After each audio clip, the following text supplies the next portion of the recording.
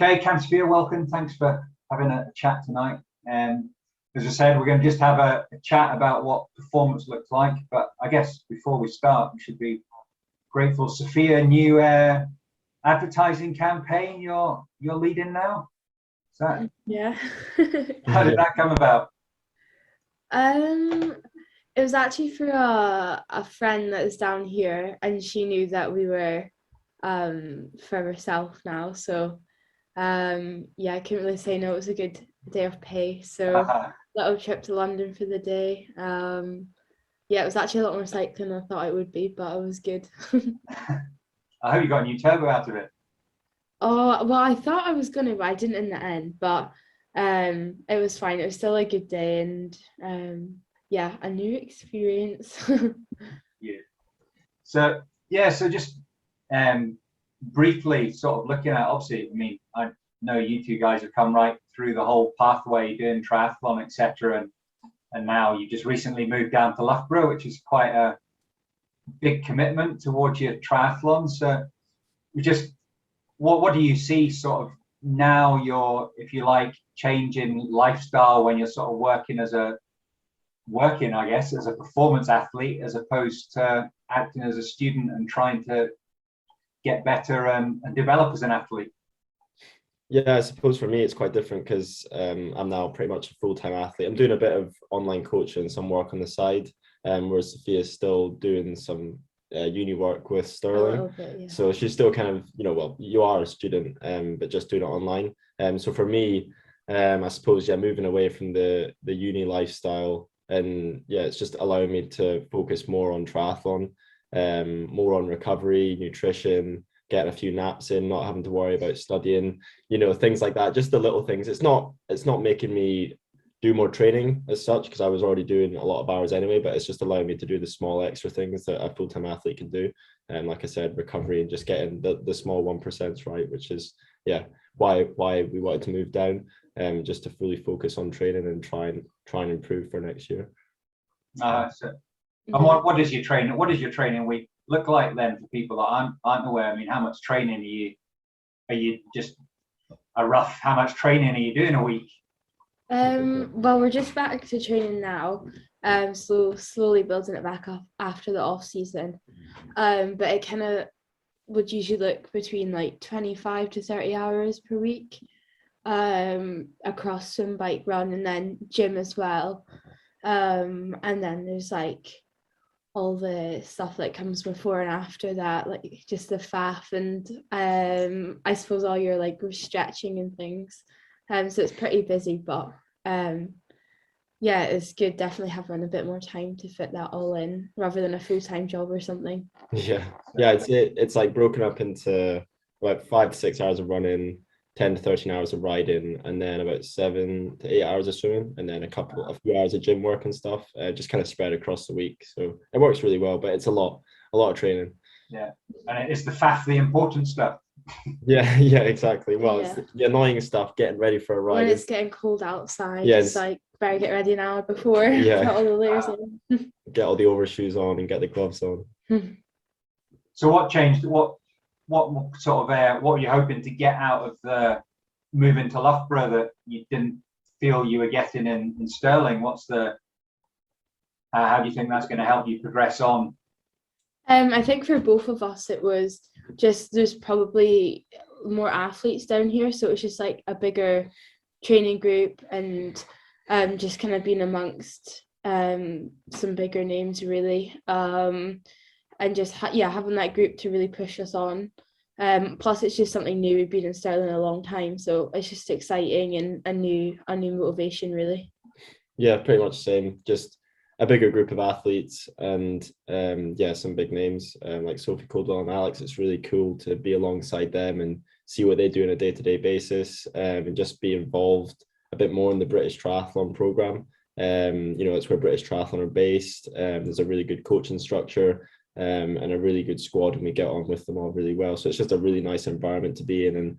And I'd say Sophia would say the same, that we're kind of going to sessions now and we're actually really excited to see what it's going to be, because we're doing a slightly different program. So it's just something new to kind of mix up the training. And like Sophia said, we've been in Stirling for 5 years. So yeah, it's just a kind of have a bit of a fresh start and hopefully accelerate our improvement. Just for the next few years to see where we can get to in sport. Yeah, good.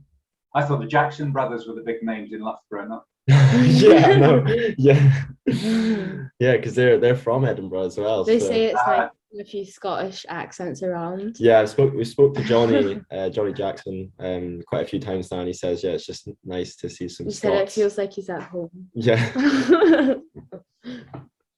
And so going back, sort of looking at your I guess season, almost a season. It's almost 2 years rather than 1 year with COVID, I guess. So how was that for you guys when, it was almost coming at quite a key time in your development, really, as COVID kicked in, when at the same time, it was probably when two of you were really looking to move on, were you, as athletes at that point, and then everything came to a halt. Yeah. I think during lockdown it was pretty tough, but we had each other, so we just managed to get like a massive block of training in. And for me it was pretty good because it was first year of under 23, so in a way I didn't feel like I was missing out on too much. It was kind of catch up time, and then the season's been pretty successful, I'd say. Yeah, I'd say the same for Sophia. That COVID period gave us a really good chance to just smash the training and not have to worry about traveling or racing. Although it was frustrating not being able to race, especially with Commie Games just around the corner, it would have been a good time to get some points and try and qualify, or just get more experience in. Yeah. But it actually was quite a positive because it just allowed us to go on like a massive training camp basically in Elgin up in Scotland, even though it wasn't like sunny Spain, but we're in Elgin, but we're getting the same quality done together. Sophia had a gym set up in the garage and a massive paddling pool in the garden, so we tried to make the most of it. A homemade gym. A homemade gym, yeah, it works. Look at the results we managed to get this year. Obviously, the hard work we did last year and the time we had has really paid off, and this year's been a huge success for both of us, and hopefully we're going to keep improving now. We've moved to Loughborough and in a new environment as well. You're like us, got the paddling pool in the garage that'll probably never see the light of day again. Yeah. We actually moved down here back to Stirling quite quickly, and my mum had the joy of draining the whole thing out. That took ages. But yeah. Yeah, it was massive. It was a proper. I think it was a size bigger than I actually ordered. It only just fit the garden, actually. It was massive. Yeah. And looking at you had that. You went on a sort of mini European tour, traveling race after race. How was that, coping with that? Must have been a experience in the middle of COVID. We started in Poland, and then I was just on the phone to my dad, and I was like, is there any point in really coming back? Like, what are we coming back to? Are we going to have to get back out again? And I think we kind of got the idea from that, we'll just stay out. There's a race next weekend, so it was nothing was planned, which was a bit stressful, especially with COVID. Cam was constantly checking, can we get into this country? And we definitely had a few close calls. I think it was like a month, maybe 5 weeks on the trot. We were just doing different races each weekend. But in hindsight, it was actually a really good thing that we did, because we managed to build up lots of points at the start of the season, which allowed us to do more races later on. So it was pretty stressful. Yeah, it was a really good thing to do. It was good fun, yeah. Yeah, got us a lot of points. It was very stressful, lots of COVID tests, lots of money. Some food poisoning. I got food poisoning. Yeah, almost not getting into Portugal. It looked fun, but it was a bit stressful. Yeah, no, lots of. I think it was about 13 or 14 flights over that 4 to 5 weeks. So it was a bit crazy, all unplanned as well. Just going with the flight flow. The night before the race. Where are we going next? Yeah, we're literally just booking the flights like 2 days before we were planning to go anywhere. We just didn't know what we were doing, but it worked out. We got some really good results, and it actually paid off and got us to qualify for world champs and European senior champs later in the season. So it was worth the risk, but a bit of a stressful period for sure. And then just from what you guys kind of put out after doing, fantastic, congrats on getting to the Worlds, etc. But you seemed a bit disappointed afterwards, fair to say? Or Yeah, I definitely say that it was a bit disappointing, the result I got. I was hoping to get a lot more out of myself, and I know that I can do a lot better the way that I train. I think for me, it was my first World Champs. It was very overwhelming, just the whole experience. It was pretty crazy lining up against some of the guys that you watch on TV. It was a bit of a bit mentally difficult to really stay focused and strive in that environment, especially since it was my first time. But now that I've been through that, I've learned a lot. And I'm really hoping that next year, if I get the chance to race at Worlds again, then hopefully I can do a lot better. Yeah. Yeah, I'd say probably from front loading the season so much, I think we kind of used a few too many matches. So got to the last few races, which were actually the biggest ones, so just pretty tired from it all.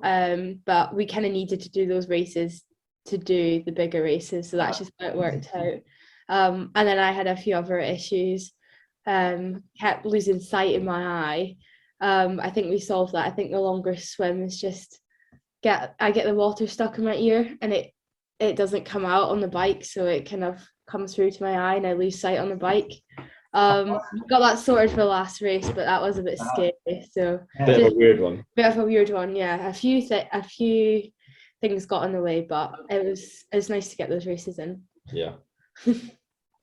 So did you, from all that learning, I mean, do you just your planning for next year? Do you think it's just sort of now giving you a change? Are you doing your own sort of planning, or are you working with new coaches down in Loughborough, or how are you managing it all?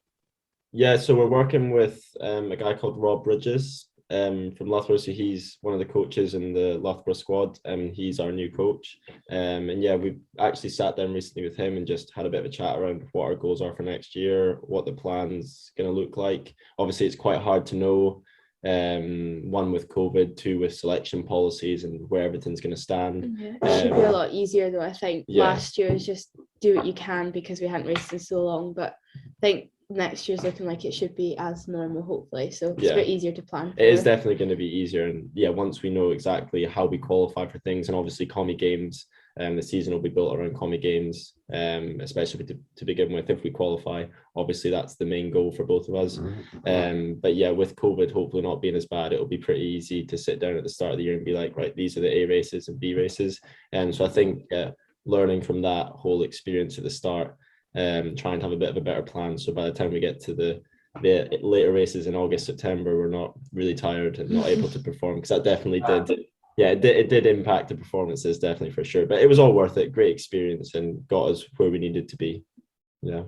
And the Commie Games must be something exciting to have on the calendar as a potential race this year or next year even. Yeah, definitely. It'll definitely be a learning experience, and we're pretty close now as well, so not far to go. Like it's an hour with Loughborough. Yeah, an hour down the road, so not too far.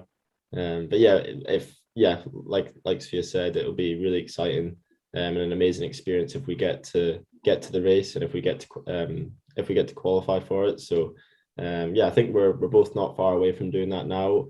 It's looking likely that we might make the team, but we've still got to work very hard over this winter period and do well at the start of next year to get our spot. But we're both working really hard towards that at the moment. Yeah, good. So you said you just sort of coming off a break, which I'm sure you needed by the sounds of it after that season. So what's the sort of focus, if you like, through the winter now in that build up through to next season?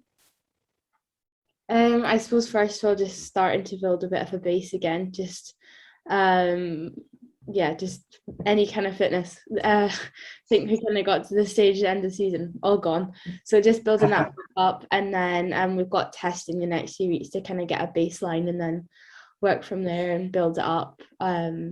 Yeah, pretty much just like Sophia said. For me specifically, I'm working on basically just building up my aerobic endurance, because I'm a very anaerobic athlete.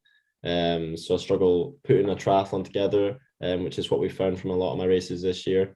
So just really working on that aerobic endurance over the winter, which will hopefully help towards next season and qualifying for Commie Games. But like Sophia said, we got a few tests to give us a benchmark for the winter, and just it's going to be a big consistent block of training, nothing too crazy, but just a lot of miles. Yeah, so it's going to be good. So I guess for you, Cam, saying that, then the time out with COVID when you were probably doing most of that, that must have been, did you learn a lot through that period then, that actually this helps me just plugging along like this for Yeah, a a long lot. time? It made a huge difference actually to the athlete I was at the end of 2019 and the athlete I was at the start of the season in 2021. I was a completely different person. A lot of base miles, a lot of build runs, strength stuff on the bike. Yeah, made a huge difference to me because we knew that my weak point was that aerobic side of training. I'm a very powerful person, probably shouldn't be in triathlon. I should just be a sprinter probably, but you know, it's a good thing to have. But for me, it's going to take a long time to develop my aerobic capacity, and you know, I'm probably not going to peak till quite late on in my career, and I've accepted that. And it's just something I've got to really keep working at. But COVID was a great thing for me because it just allowed me to focus on like a big 8-month block building up my aerobic capacity, and I noticed a huge difference when I got to the start of 2021. Yeah. And for you, Sophie, I guess, having seen you come through, you're obviously always a very quick swimmer. Once you stopped crashing the bike, your bike got up to speed, and then your run seems to have now caught up with everything that was your sort of weakness for a while. So how have you developed those over time, or is it just? I think biking, yeah, that just took a while. I think that was just like building confidence and getting the miles in and riding with people. But I think I'm okay now. Saying that, I had a crash last week. It's weird, that won't happen again. Yeah, it's just tired. And then running, it was kind of the same as Cam. It was just a good block to build up week on week, consistent miles, and just kind of being more aware of my body and knowing when to stop in terms of injury. So it's probably just getting that big block of training in without getting injured, because I think that's what definitely held me back, was just doing too much, just know when to stop, just take a day off if I need it in terms of running. So hopefully keep going with that, and then the running will still keep coming. Great. I mean, I guess that again helps with your more athlete-centered lifestyle. You can switch to that day off and not feel you're having to cram something in around everything else. Yeah, definitely. Yeah, I definitely think well, that was one thing I learned from COVID, is when we were maybe taking a whole week off or a couple of days just to recover, you actually, I really learned that it's so beneficial. I think we both can say we get quite stressed maybe taking days off, and like to do a lot of training, but it made us learn that actually days off, weeks off are really good, and you actually come back stronger. And that's not weeks and weeks. Not weeks and weeks, but like a good easy week actually allows your body to really recover and adapt to the training that you've just done. And yeah, it's a really good thing to switch off and not just hammer the training all the time, because you will just burn out. Yeah. And what would you both say has been your sort of biggest key thing, if you like, that's helped you improve over time? You got any sort of because I did this, or any sort of learning thing that you've had, or anything? I think one big one for me is actually like the mental side to the sport. I think like there's so much to it. It can be quite overwhelming. So it's like maybe in a race, choose like a specific thing to focus on. And I think that's helped me a lot, especially like on the run part, when you're getting tired, it's like, why are you doing this kind of thing, and just having a strategy to help you with that. I definitely noticed that in some of my performances this year, was actually you might have it physically, but combining that with like the mental side of it, then that's kind of the full package. Yeah, I'd say for me, the biggest thing that's helped is just actually getting a consistent block of training, and getting the consistency. With me, it's something I really struggled when I was younger, and when I was a youth athlete and a junior, I was always injured for like 4 months of the whole year, and I would never get a consistent block of training in. And I've noticed that now I've got older and got through those growing stages and injury stages, it's actually made a huge difference to how I'm able to train and the performances I'm able to put out. So I suppose it's just being patient with your body, and if you do have injuries, you just have to give it time. And you will get through it and come back stronger. And in terms of races, I'd probably say as well, like Sophia said, just having something to focus in the race, and being confident. throughout and not giving up as well, just going all the way to the end. I think in the past couple of years, I've maybe, really struggled mentally if I've had a bad swim and maybe been in the second or third group and not in the front group where I wanted to be and thought, oh, well, that's the race over. But this year I've really managed to stay focused, and I've actually ended up back in the second or even front group, and I've had some really great performances. And that's purely just because I stayed focused and didn't let my head drop. So a lot of it's mentally as well as physically with triathlon. Yeah, good. You should come and do a race with me, Cam. You have a bad swim every race. Sounds like a good plan. Swimming's definitely the worst one. Yeah, the swimming definitely the biggest challenge in triathlon for sure. It's very yeah. Okay, that's great. Well, thanks for your time. No, thanks very much. Good chat, and yeah, all the best for through the winter into next year, and then hopefully we see you both at the Commie Games come Birmingham. Yeah, cheers. Yeah, Hopefully thank that's you. the plan. Yeah, thank you very much. Great. Have a good night. Cheers. Thank Catch you you. later. Bye.